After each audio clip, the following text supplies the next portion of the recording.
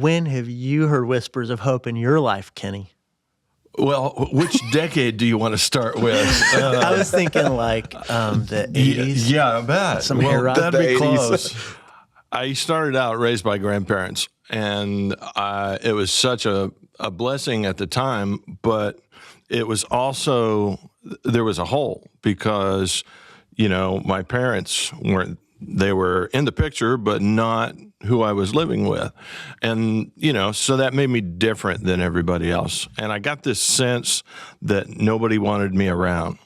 And, my primary caregivers were my father's parents, and great people. I grew up going to church, my grandfather was janitor in church, so I rode my bike through the halls. It was great. It was a great grown-up So you time. knew a person who can clean up the tire tracks throughout the hallways, right? I did. But by the time I was 14, both of them were gone. And that left a giant hole because now I'm missing parents. I feel like nobody wants me around. My primary caregivers are gone in my life. And, to the unwanted thing, now the loneliness thing gets added.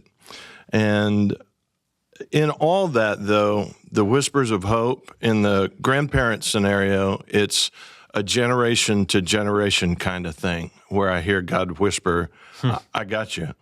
I'm going to give you an understanding that's going to pay off later by growing up with these people. I heard God whisper through the Beatitudes in Matthew 5:8, where he said, blessed are the pure in heart, for they shall see God. You're going to be able to see some things because of this trajectory in life. And then James 1 was also foundational for me in that season, too, as I was living out my teen years with just God alone.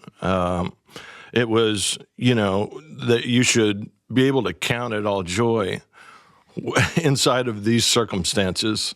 Which is not always easy. Yeah, God just kept whispering in that still small voice. And, when I think about the type of voice he used for me, that's exactly what I needed.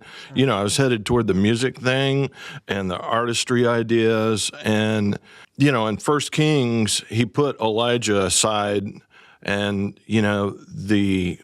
the giant wind blew by. And then an earthquake came. And then a fire after that. God wasn't in any of those things.